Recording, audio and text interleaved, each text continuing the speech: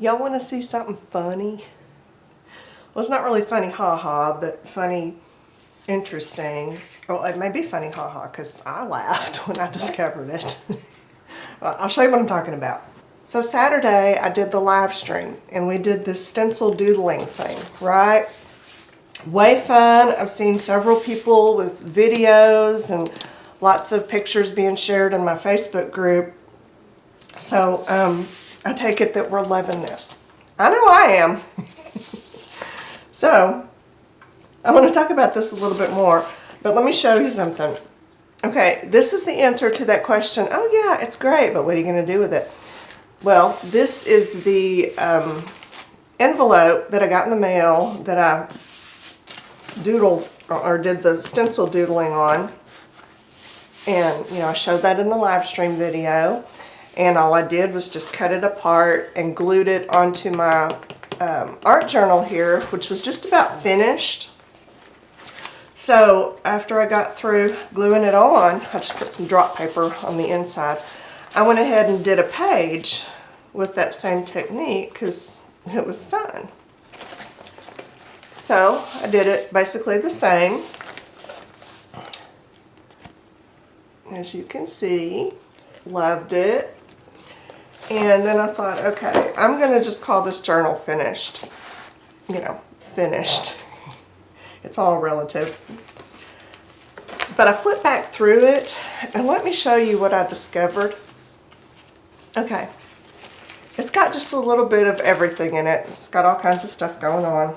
It's got, I drew these on deli paper and colored them in with pit markers. This was my pyromania phase, I guess. I was burning holes into paper using a hot wire, and apparently I really liked that because I did a lot of it. And then over here I had a bunch of purple collage stuff that I wanted to use up, so I just did a purple thing. And this was a doodle that I colored. This is also a doodle that needs something else because I think it needs some white or something. I'll go back and work on that one, I think. This was a collage. And if you can see, I've kind of, a lot of these that I didn't do in the journal, I mounted them and put some kind of paper behind them that was complementary. And sometimes it's just a drop paper. But you know, I didn't want the white of the journal page showing, and these are 9 by 12, and most of the things that I worked on were not that size, and the white irritated me. So I just covered it with some kind of background for each one. But look what I found.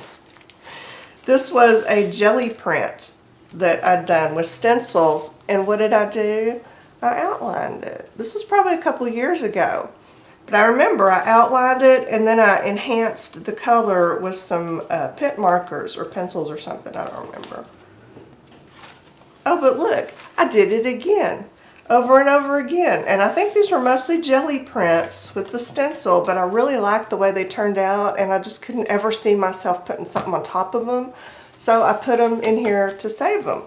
But this one I outlined and then filled in with some probably paint pens, I don't remember. This was a doodle, but here's another stencil that I outlined. And look, oh, I outlined a stencil. And look here, another stencil that I outlined. Okay, y'all, seriously, I had no idea that I had done all this before. And I think it didn't click because I did these on a jelly plate. And so it just didn't feel the same doing them without the jelly plate, even though it's the same dang thing. So, and my old lady brain never registered that I've been down this road already. And I really liked it. And just for whatever reason, I never expanded on it at the time. So yeah, that's what these are. This was a piece of vintage paper that I did the, you know, watercolor like a rebel, where you just throw every paint color you got at it. And this on top was a gel medium transfer, and that was a doodle I didn't like, so I cut it up. So see, there's just a little bit of everything in here. more stenciled jelly prints that I outlined and kept because I liked them. That's another doodle. That was some drop paper that I ripped up into strips and glued together, and that made me happy. Oh look, more jelly prints and jelly prints. And oh, this was the page I did for Cindy's video hop. And these were some watercolor pages that I did a few years ago that I really loved and want to keep like they are. Oh, another stencil that I outlined. I love this one. And this was just done on a page out of the phone book. I think it was the yellow pages. And a doodle. More doodles. And doodles. And that's actually a doodle. It kind of looks like a stencil, but it's not. And then my stenciling. So this, which felt like all new and exciting to me, was apparently not, even to my own self. So anyway, I just thought that was very interesting that it never clicked that I had done this before. It's interesting getting old. You get so forgetful that things that are not new feel new because you've forgotten about them. So it's like everything is new all the time because you already forgot about it. So yeah, I didn't see that coming in my aging process. So anyway, back to stencil doodling. I did some more of it. I did a lot more of it because I was talking in my Facebook group that apparently it's a little bit like crack and you just can't stop. So let me show you some of these. Should we zoom in a little bit? I think we probably should. That's too much. There we go. Okay. Some of these are finished, some are not. I don't know what I'm going to do with them yet, but you know, I used my other ones, so they'll get used. But I learned a lot in this. I actually gave it some thought while I was doing these, and I learned some stuff. So I'm going to tell you what I learned in a little bit, but first I'm just going to show you some of the different things. I had a bunch of these Rolodex cards. You know, I have this thing, and I have some like finished cards that I've made, I've decorated, put in here. And then I have a bunch of just that backgrounds or just paint wipe off things, or, you know, stuff I started and didn't finish. And so I just grabbed a handful of these and started doing the stencil doodling on them. And that's what this was. I apparently had wiped up some pink paint at one time. So I just went to town on it. And I just love that one.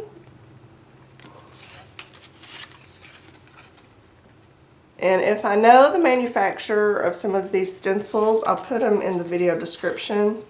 Because some I know, some I don't. And I always get asked. We're going to talk about those brushes too. Oh, don't let me forget. Oh wait, I'm not live. Okay, well maybe the universe will not let me forget. And this one, see, you don't have to outline every single element. I just outlined the flowers, but those weird designs in between I didn't. And it still looks really cute, huh? I think so. This one I didn't outline at all because I liked it just like it is. This one was a little fussy, and that's what I'm going to talk about. There is a logic you should use when choosing your stencils, and of course it took me 45 pages to realize this. So you may have been a little quicker on the draw than I was, but if not, I'll tell you what I learned. Because this was not fun to try to outline, and you should really choose stencils that are fun to outline for your top layer. You know, duh, but it didn't click for me. This one, lovely stencil, totally not fun to outline. So, you know, that's not one that I would use again. This one, super fun to outline. I would use it over and over and over because it was just fun. It was relaxing. I sat in front of the TV and did all of these. Jason was watching TV, and, you know, I usually sit in there with him, but I don't really watch because I don't have an attention span for most of the shows. But I did this while sitting with him. And, okay, this one, I finished. Look at that. I love that stencil. It's a mandala. This one was great too. And I had doubts about it because it had a lot of white underneath. And I thought, ooh, outlining it in white when there's already a lot of white underneath, that's not going to work, but it did. And on these, I used either a white Posca paint pen or a white Unisigno gel pen.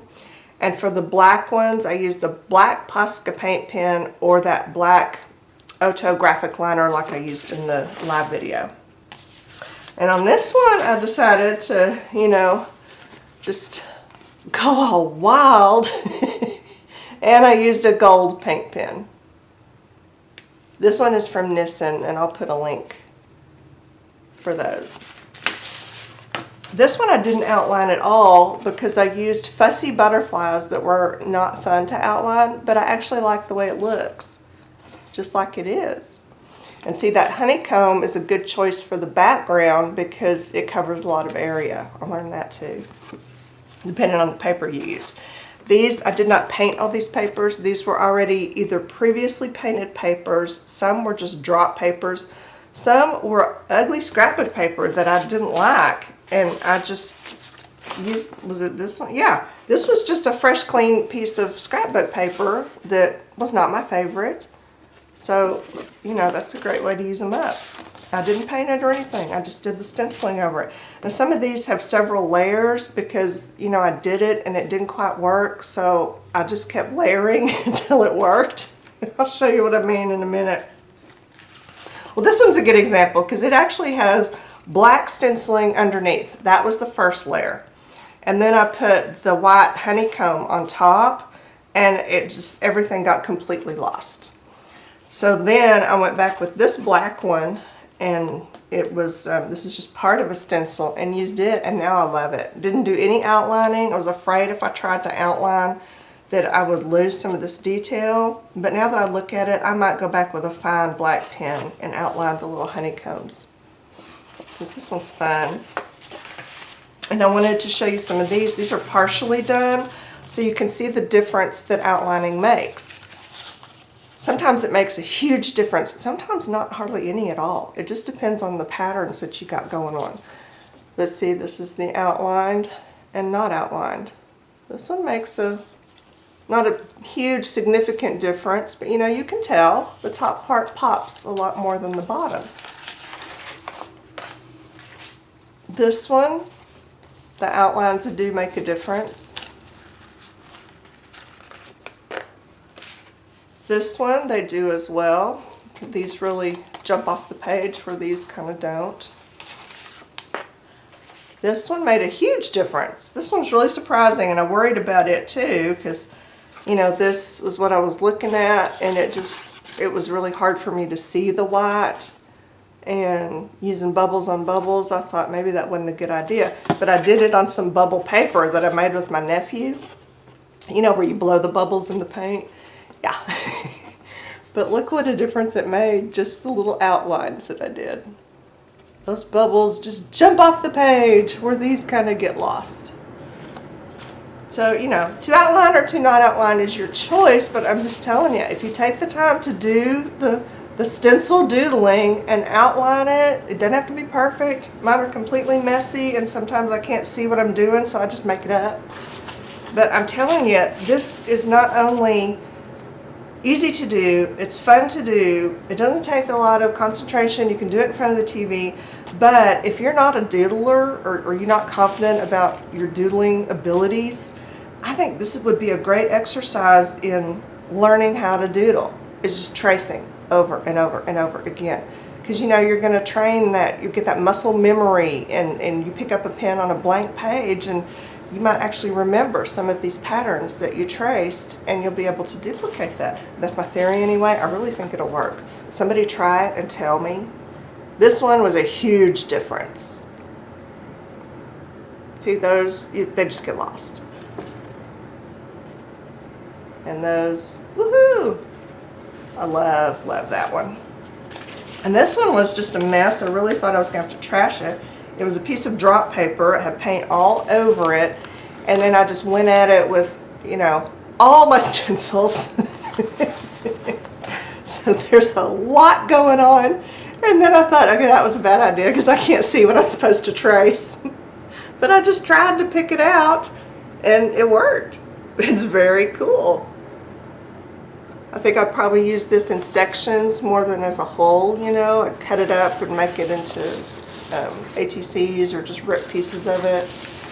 But, you know, still it's great. I loved that. And this is one that was not really a good idea, and I don't even know if it's gonna work. It looks better than it did. But this is what I learned. Don't leave too much of your background paper showing if you have a print going on, because this had the pink and orangey floral print. It was a plain sheet of scrapbook paper.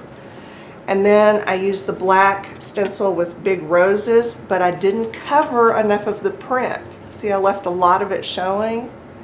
So then when I went in with the white, all three layers are competing with each other, so you can't really see what's going on. So I really needed to put more background coverage. I should have put a lot more roses in the background before going over the top. So I learned a lesson there. It was kind of the same situation with this one, and then I think I made it worse when I tried to fix it. But because this one I think might come around, I'm going to start outlining this. I may have to just totally freehand it because I can't really see what's going on here. And I'm going to see if I can bring this one to life. But this one was just not really a good choice. It had too much busyness competing with each other. I should have put the white layer underneath. I should have gotten more coverage on it. Now you can look at your stencil and try to, you know, doodle what's on the stencil. I'm not doing that because I don't want that much structure. I want it to be messy, freehand, and make stuff up as I go. I don't want to try to be that precise. See, this was one that I thought I was going to have to pitch because it had the same thing. You know, I couldn't really see the white well enough to start tracing it, but I tried anyway, and it's coming around. I mean, it's definitely better, so that makes me think there's hope for some of those other ones that I didn't really plan out that well.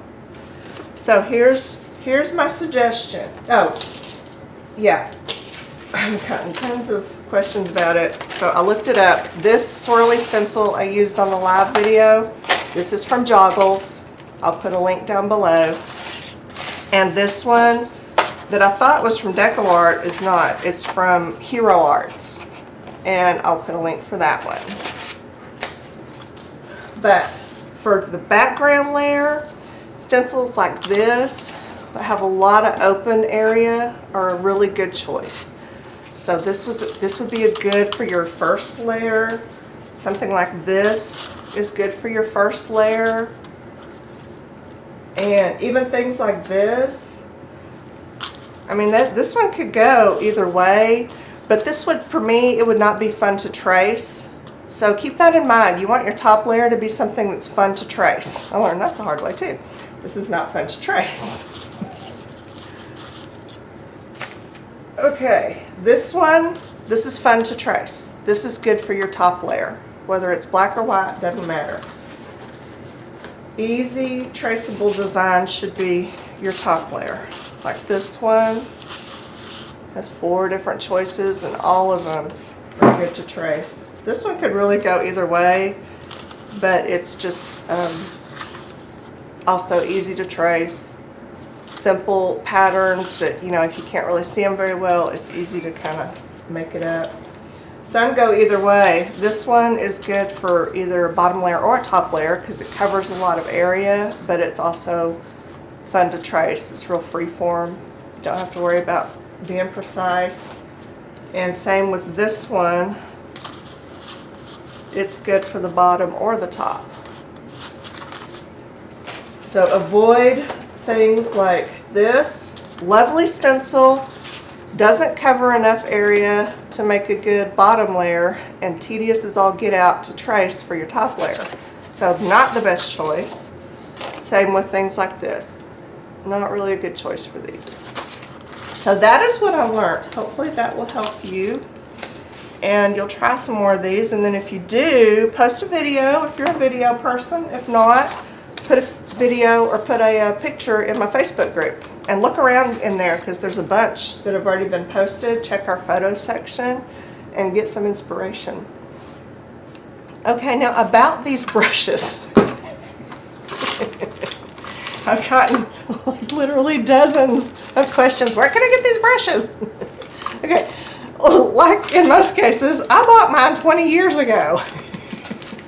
They were everywhere back then because we were using them when we rubber stamped and we were stippling everything that would stand still. We stippled with these brushes.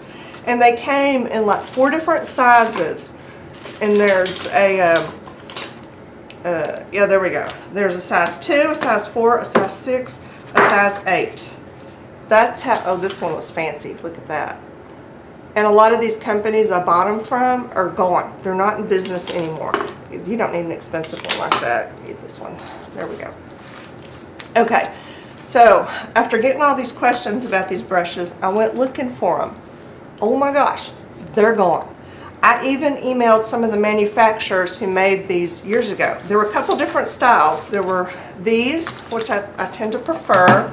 There's also these, clearly.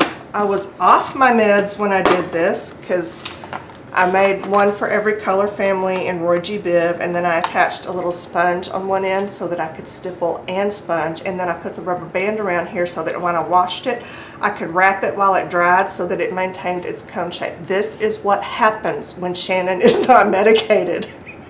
It is scary, okay? Anyway, this is another version from Judikins called Color Dusters. I looked on the Judikins website. They still have them. They show to be out of stock.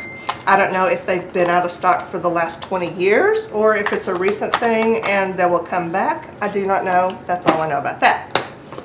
Another company who made them back in the day was Mirror Image. They made these larger ones, called it an ink tickler. So I contacted Steven Vandermeer, asked him about it. You know, they're long gone, have been long gone. He suggested to go to the, sorry, my phone's gonna blow up now. Let's just solve that, okay. He suggested, he said, just tell your viewers to go to the drugstore and get a shaving brush. Okay, I don't agree with that because Jason has a shaving brush. I went and got his. Here's the shaving brush. Yes, it looks the same, totally different beast. This is hog hair. It is very coarse, bristly. I mean, you can hear it, right? This you would not want to put on your face. You know, you push down and it has resistance. Shaving brush, very soft. You want this on your face and in your neck and everywhere because this just feels good.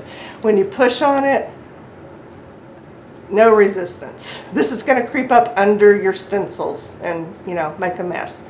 I don't think a shaving brush is going to work. You need this stiff hog hair bristle. So I started looking for any kind of hog hair brushes.